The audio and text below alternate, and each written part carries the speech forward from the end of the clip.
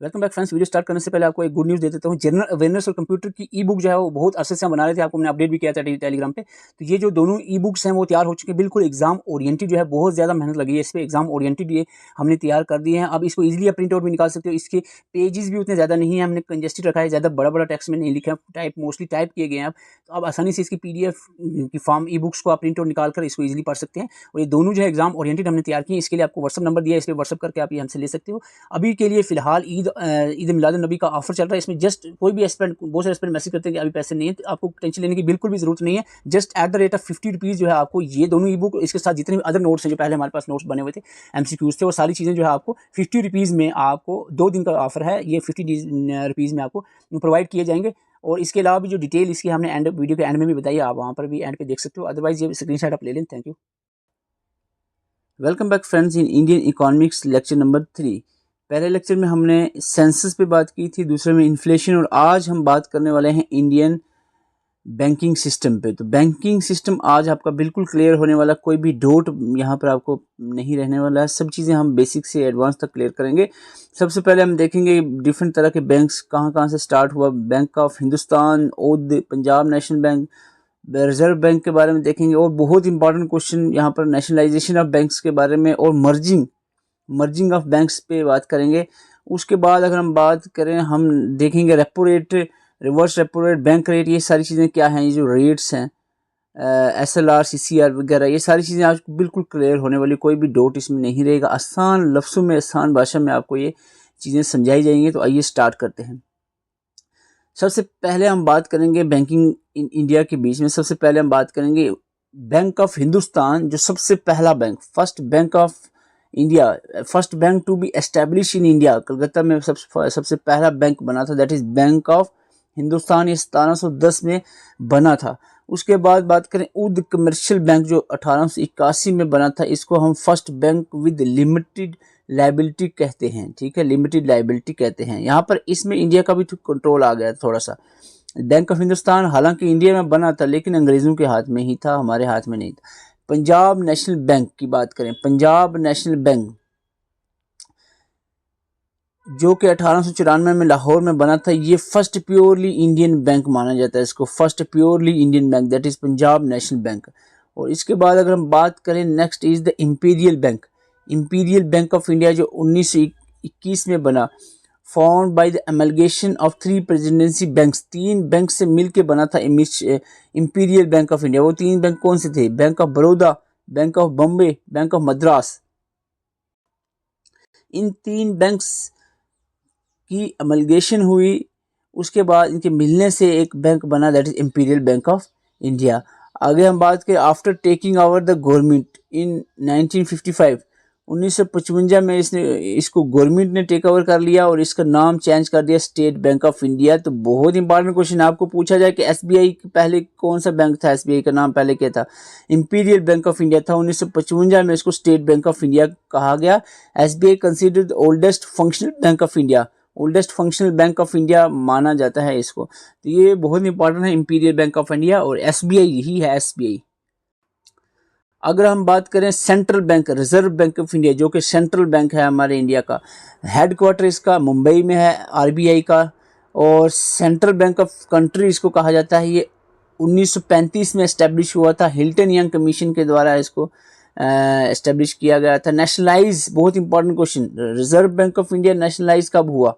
बहुत important question. Nationalise हुआ था 1949 में, RBI 1949 में नेशनलाइज हुआ था। फर्स्ट गवर्नर जो थे इसके थे G. स्मिथ, 1935 से 37 तक ये रहे हैं। इंडियन जो फर्स्ट इंडियन गवर्नर थे वो थे CD देशमुख। और प्रेजेंट गवर्नर ऑफ RBI की बात करें, शक्तिकांत दास, 2023 की बात है ये, आज, यानी हो सकता है नोट्स अब 1 साल बाद अगर पढ़ोगे तो उसमें अपडेट जरूर करना यहाँ पर प्रेजेंट गवर्नर को, ठीक है। तो ये था रिजर्व बैंक के रिलेटेड। 1935 में एस्टेब्लिश हुआ, 1949 में इसको नेशनलाइज किया गया। और जो इंडियन गवर्नर रहे इसके फर्स्ट, वो थे CD देशमुख, और प्रेजेंटली शक्तिकांत दास जो इसके गवर्नर हैं RBI के। और नेशनलाइजेशन, बहुत इंपॉर्टेंट क्वेश्चन है, नेशनलाइजेशन ऑफ बैंक्स बहुत सारे बैंक्स की हुई है। 14 large commercial banks were nationalised in 1969, ये याद रखना, आपको पूछा जाएगा 14 जो है बैंक नेशनलाइज किए गए कब? 1949 में, ये डेट इंपॉर्टेंट है, 1969 में, 1969 में, बहुत इंपॉर्टेंट डेट है। और इसके साथ साथ इन 1981 1980 में 6 more private sector banks were nationalise. तो आपको बता दूं 14 बैंक जो है वो 1969 में नेशनलाइज हुए, और इसके साथ जो है 6 मोर बैंक जो 1980 में जो है वो नेशनलाइज हुए। तो ये आपने याद रखना दोनों डेट्स, ठीक है। 1969 में 14 बैंक जो है नेशनलाइज किए गए, और 1980 में 6 मोर बैंक्स को भी नेशनलाइज किया गया। 2019 में बहुत इंपॉर्टेंट यहाँ पर बैंकिंग के रिलेटेड एक आपको अपडेट मिलेगी। यहाँ पर 2019 में देखेंगे तो फ्यू बैंक जो है मर्ज किए गए। इस पे क्वेश्चंस बनते हैं जब भी इकोनॉमिक्स से अगर क्वेश्चन पूछे गए। एंकर बैंक यानी वो बैंक जिसमें मर्ज हुए, एमलगेटिंग बैंक जो मिलकर इसमें आ गए, यानी कनारा बैंक में सिंडिकेट बैंक कनारा में चला गया। पंजाब नेशनल बैंक में कौन कौन से मर्ज हुए हैं? Oriental bank and United bank of India दोनों पंजाब नेशनल बैंक में मर्ज हो गए। बड़ौदा बैंक में कौन से आया? विजया बैंक और दीना बैंक दोनों किस में आ गए? बड़ौदा बैंक में। यूनियन बैंक ऑफ इंडिया में आंध्रा बैंक और कॉर्पोरेशन बैंक, ये दोनों यूनियन बैंक में आ गए थे। और इंडियन बैंक में इलाहाबाद बैंक। तो ये आपने याद रखना, आपको पूछा जा सकता है कि ओरिएंटेड और यूनाइटेड बैंक ऑफ इंडिया किस में मर्ज हुए? बताओ जल्दी से। Very good, Punjab National bank में मर्ज हुए हैं। एक क्वेश्चन पिछले 1-2 साल पहले की बात है, यहाँ पर कनारा बैंक पे क्वेश्चन पूछा, कौन सा बैंक जो है वो कनारा बैंक में मर्ज हुआ था, सिंडिकेट मर्ज हुआ था। ठीक है, आपको ये 2019 का करंट अफेयर नहीं है, करंट अफेयर की बात नहीं है। इकोनॉमिक्स में बैंकिंग रिलेटेड ये बहुत इंपॉर्टेंट कॉन्सेप्ट बनता है।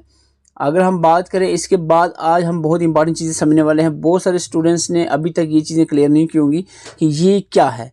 ये हम जैसे कि मार्जिनल स्टैंडिंग फैसिलिटी रेट्स क्या होते हैं, बैंक रेट क्या है, रेपो रेट क्या है, एसएलआर यानी स्टैट्यूटरी लिक्विड रेशो क्या है, सीआरआर यानी कैश रिजर्व रेशो क्या है। तो ये आपको आज बिल्कुल क्लियर होने वाले हैं। सिर्फ हम 5 ही मिनट लेंगे इसके ऊपर, तो ये आपको क्लियर कर देंगे। सबसे पहली चीज़ ये इंटरेस्ट रेट्स हैं। इंटरेस्ट होता है ना, इंटरेस्ट जैसे बैंक में सपोज हम कोई लोन लेते हैं 1 लाख रुपए, उस पर 12% पर्सनल लोन पे इंटरेस्ट है। हाउसिंग लोन अगर लेंगे उसमें कम 7-8% इंटरेस्ट होगा। ये होता है इंटरेस्ट। तो ये सारे इंटरेस्ट रेट ही हैं, लेकिन ये कौन लेता है, कौन इंटरेस्ट देता है, इसका क्या इंटरेस्ट होता है, ये चीज़ें हम समझेंगे आज। तो सबसे पहले हम चलते हैं किसकी तरफ, यहाँ पर आ जाते हैं। ये 3 टर्म डायग्राम से मैं बताने वाला हूँ, ध्यान से देखना। रेपो रेट क्या है, बैंक रेट क्या है, रिजर्व रेपो रेट क्या है। ठीक है, ठीक, ये तीनों चीज़ें ध्यान में रखना। Repo rate, bank rate, reserve repo rate. ये अभी डायग्राम पे चलते हैं, ये तीनों चीज़ें आपको वहाँ पर बताने वाला हूँ। आइए चलते हैं डायग्राम के ऊपर। बहुत आसान तरीके से समझ। देखो, हम बैंक से लोन लेते हैं। बैंक जो होता है वो आगे बड़े बैंक से, बड़ा बैंक कौन है? Central bank, that is RBI, उससे लोन लेता है। तो अगर देखो, अगर आरबीआई यानी reserve bank of India, central bank जो अगर किसी भी कमर्शियल बैंक को लोन देता है, वो किस रेट ऑफ इंटरेस्ट पे देगा, उसको रेपो रेट कहते हैं। और रेपो रेट आज के हिसाब से अगर हम बात करें, आज के हिसाब से रेपो रेट जो है वो 6.50% है। सपोज बैंक जो है, ये जो रिजर्व बैंक ऑफ इंडिया है आरबीआई, 6 पॉइंट कुछ % जो है उस पे 6% ही रखते हैं। 6% पे बैंक्स को लोन दे रहा है, 6% को। इस रेट ऑफ इंटरेस्ट को जो आरबीआई चार्ज करेगा, रेट ऑफ इंटरेस्ट, छोटे बैंक्स जो भी कमर्शियल बैंक्स हैं उनको जो लोन देगा, उस पर रेट ऑफ इंटरेस्ट जो चार्ज करेगा उसको रेपो रेट कहेंगे। It is clear? I think there is no confusion. Repo rate clear है। आरबीआई जो लोन देता है छोटे बैंकों को, उस पर जो इंटरेस्ट लेता है आरबीआई, उसको रेपो रेट कहते हैं। ओके, रिजर्व रेपो रेट नाम से पता चल रहा है। कभी कभी क्या होता है, कभी कभार ये कम देखने को मिलता है। कभी कभार क्या होता है कि जो बैंक्स हैं, छोटे बैंक्स, कमर्शियल बैंक्स हैं, वो आरबीआई को पैसा देते हैं एज अ लोन। इस केस पे जो इंटरेस्ट वो लेते हैं, हालांकि वो रेपो रेट से कम ही होगा इंटरेस्ट, ये माना जाता है। जो ये इंटरेस्ट लेंगे, सपोज 4% इंटरेस्ट पे ये वापस बैंक जो है वो आरबीआई को पैसा देते हैं, जब उसको रिवर्स रेपो रेट कहते हैं। रेपो और रिवर्स रेपो रेट क्लियर हो गया। अब बात आती है बैंक रेट क्या है। Bank rate, repo rate, bank rate एक ही चीज़ समझ लो, रेपो रेट और बैंक रेट। बैंक रेट और रेपो में फ़र्क ये है कि रेपो रेट जो होता है शॉर्ट टर्म के लिए होता है, यानी अगर आरबीआई शॉर्ट टर्म यानी हम अप्रॉक्सीमेटली कह देते हैं 2 दिन से लेकर 14 डेज तक अगर लोन देता है आरबीआई, 2 से 14 दिन तक का लोन देता है आरबीआई बैंक्स को, उस पे जो इंटरेस्ट लगेगा उसको रेपो रेट कहेंगे। अगर 14 डेज से ज़्यादा तक का लोन अगर देता है, लॉन्ग टर्म लोन जो है अगर आरबीआई बैंक्स को पैसा देता है, उस पे जो रेट लगेगा उसको हम बैंक रेट कहेंगे। ओके, रेपो रेट और बैंक रेट में आपको डिफरेंस पता चल गया होगा। तो अब मैं आपको बताता हूँ यहाँ पर थ्योरी पढ़ के। ये देखो रेपो रेट क्या है, it is the rate at which commercial banks borrow होता है लेना पैसा, money from the central bank that is RBI of a country, ठीक है। समझ गया रेपो रेट क्या होता है, रेट मीन्स इंटरेस्ट का rate, rate of interest in we at which जिसके ऊपर उस रेट ऑफ इंटरेस्ट पे लेता है कमर्शियल बैंक जो पैसा लेते हैं सेंट्रल बैंक से, या सेंट्रल बैंक देते हैं कमर्शियल बैंक, एक ही बात होती है। Which in case of the Indian is reserve bank, यानी सेंट्रल बैंक को रिजर्व बैंक ही मानते हैं, रिजर्व बैंक को ही सेंट्रल बैंक मानते हैं, फॉर शॉर्ट टर्म 0 से लेकर 14 दिन तक विद सिक्योरिटी के साथ, जो यानी सिक्योरिटी भी रखनी पड़ती है इस केस में। तो इस तरह का जो लोन होता है जो आरबीआई छोटे बैंक्स को देता है लोन, उस पे जो रेट ऑफ इंटरेस्ट होता है उसको रेपो रेट कहते हैं, ठीक है। और बैंक रेट होता है जो लॉन्ग टर्म के लिए लिया जाता है without security, that is called as bank rate, ठीक है। और रिजर्व रेपो रेट होता है जब सम टाइम क्या होता है कि बैंक्स जो हैं वो आरबीआई में पैसा देते हैं, उसमें जो इंटरेस्ट लेते हैं उसको रिजर्व रेपो रेट कहा जाता है। ये क्लियर हो गया रेट्स। अब बात करते हैं एस स्टेचुटरी लिक्विडिटी रेशियो और कैश रिजर्व रेशियो क्या होती है, दो टर्म्स। देखो यहाँ पर बैंक जो होता है, जो बैंक के पास जितना भी पैसा, वो सारे का सारा पैसा उस बैंक को अपने हिसाब से खर्च नहीं सकती। उसमें दो लगामें लगाई होती हैं रिजर्व बैंक ऑफ इंडिया ने, यानी सेंट्रल बैंक ने, आरबीआई ने 2 लगामें लगाई होती हैं जितने भी कमर्शियल बैंक होते हैं। एक होती है एसएलआर और दूसरी सीआरआर। एसएलआर क्या होता है, SLR refer to the minimum percentage of deposit that needs to be maintained by commercial bank in the form of liquid asset, cash, gold, government security, किसी भी फॉर्म में मिनिमम परसेंट एसएलआर। अभी अगर हम बात करें तो एसएलआर 18% फिक्स किया गया, यानी सभी के सभी बैंक को आरबीआई का एक गाइडलाइंस आर्डर्स हैं कि 18% वो जो पैसा है, ये कोई पैसा किसी भी फॉर्म में है, कैश में है, गोल्ड में है, एसेट में है, वो 18% वो कहीं खर्च नहीं कर सकते, वो रखना ही रखना है, फिक्स रखना है। बैंक ने वो मेंटेन करके रखना है, ये सबसे बड़ी बात। यानी अगर 100 रुपये अगर बैंक के पास, किसी भी बैंक के पास 100 रुपये है, उसमें से वो 18 रुपये ऐसे होंगे जो वो खर्च नहीं कर सकते, वो रिजर्व ही रखे जाएंगे। ये आर्डर है आरबीआई के, ठीक है। दूसरा आप आता है cash reserve ratio. Cash reserve ratio क्या होता है, कैश रिजर्व रेशियो होता है कि CRR is a portion of commercial banks total deposit, जितना भी पैसा, सपोज वही मैं कह रहा था अगर 100 रुपये या 100 करोड़ रुपया है, उस that need to be maintain at the central bank, यानी इसमें से कुछ परसेंट जो है वो सेंट्रल बैंक में जमा कराएगा। सपोज अगर हम बात करें सीआरआर अभी के हिसाब से, सॉरी सीआरआर, यहाँ पर सीआरआर तो नहीं दिया हुआ है, लेकिन मैं सीआरआर को बताता हूँ। अप्रॉक्सीमेटली सपोज कम होता है सीआरआर समझ लो सपोज 4% रख लो, यहाँ इससे आगे पीछे होगा, ये आपको याद रखने की जरूरत है, कंसेप्ट समझना है इसमें। 4% जो पैसा है बैंक वो आरबीआई में जमा कराएगा एज अ सिक्योरिटी के लिए, समझ लो, ठीक है। 18% जो पैसा है वो बैंक अपने पास ही रखेगा बिना खर्चे की। 18-22 सपोज अप्रॉक्सीमेटली 22%, बाकी का जो है वो लोन दे, जो भी करे बैंक, वो उनकी मर्जी है। लेकिन ये जो 2 चीज़ें हैं एसएलआर और सीआरआर, ये आरबीआई की लगाम है छोटे बैंक्स के ऊपर, ठीक है। कंट्रोल है कि 18% आपको संभाल के रखना है, खर्च नहीं करना है, और जो 4% है वो हमारे पास जमा करा के रखना है, ठीक है। तो ये 2 चीज़ें इसमें देखी जाती है, एसएलआर और सीआरआर। होप आपको ये 3-4 चीज़ें क्लियर हो गई होगी। रेपो रेट क्या है, bank rate. Repo rate bank rate एक ही बात है, थोड़ा फर्क है। Repo rate short term with security और bank rate long term without security, ठीक है क्या ये रेट ऑफ इंटरेस्ट जो आरबीआई बड़ा बैंक छोटे बैंक को जो पैसा देता है, आरबीआई जो कमर्शियल बैंक्स को पैसा देता है लोन पे, उस पे जो इंटरेस्ट लेता है, लोन पे जो इंटरेस्ट लेता है उसको रेपो रेट और बैंक रेट कहा जाता है।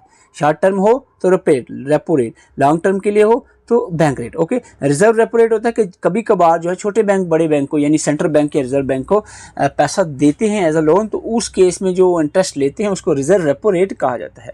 एसएलआर जो 18% मेंटेन करना होता है बैंक को अपने पास बिना खर्चे, वो खर्च नहीं कर सकते, उसको एसएलआर कहते हैं, और ये करना ही पड़ेगा, गाइडलाइंस आरबीआई। और सीआरआर जो कुछ पैसा यानी 2 या 4% जो है वो reserve bank of India RBI को जमा कराना पड़ता है। किसको, जो कमर्शियल बैंक छोटे बैंक हैं उनको जमा कराना पड़ता है, इसको सीआरआर कहते हैं। अब ये थोड़ी सी टाइम देखो, रेपो रेट अभी के हिसाब से बात करें, चेंज होता रहता है, आपको ये पढ़ने की जरूरत नहीं है, मैं आपको समझने के लिए बता रहा हूँ। रेपो रेट जो है वो 6.50% है, रिजर्व रेपो रेट जो 3.35% है। छोटे बैंक जो आरबीआई को पैसा देते हैं उस पर ज़्यादा इंटरेस्ट नहीं आरबीआई बोलेगा मेरे पास बड़ा पैसा है, आपने देना दो, नहीं देना जाओ। बैंक रेट जो होता है वो 5.15% अभी चल रहा है। और मार्जिनल स्टैंडिंग फर्टिलिटी रेट क्या होता है, ये होता है इमरजेंसी के केस में, अगर छोटे बैंक आरबीआई से पैसा लेते हैं एक दिन के लिए, फॉर 1 डे, 1 डे ओनली, एक दिन के लिए, 1 डे के लिए जो पैसा लेते हैं उसको, उस पर इंटरेस्ट रेट काफ़ी हाई होता है और इसको मार्जिनल स्टैंडिंग फैसिलिटी रेट कहते हैं।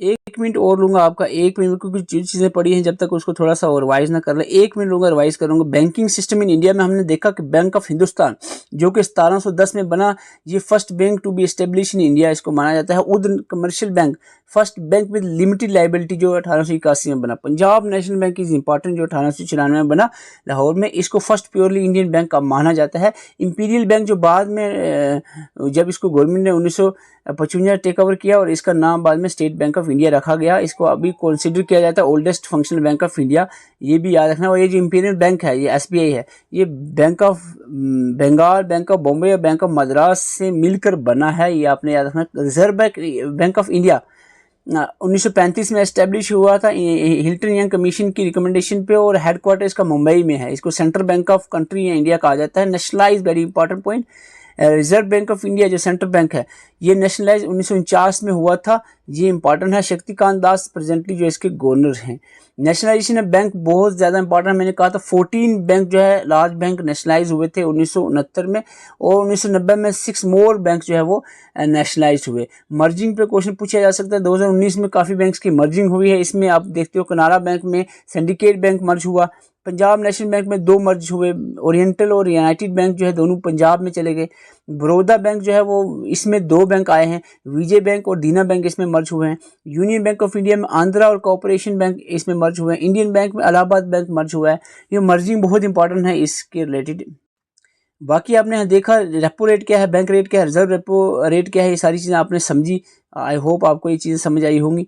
और इसके बाद अगर हम बात करें प्रेजेंटली, ये रेट याद रखने की जरूरत नहीं, ये टर्में जो आपको बताई गई है इसको एक बार फिर से रिवाइज करना शाम को, ताकि आपको ये फिर से हमेशा के लिए याद रहें। So this is all about. तो आपको एक बड़ी अच्छी न्यूज़ सुना दूँ, यहाँ पर जनरल अवेयरनेस और कंप्यूटर के जो रिवाइज अपडेटेड नोट्स हैं वो हमने बना लिए हैं। इसकी ई बुक जो है रेडी हो चुकी हैं, दोनों ई बुक्स आपको अवेलेबल हो जाएंगी। ये व्हाट्सअप नंबर आपको दिया 7051014488 पे।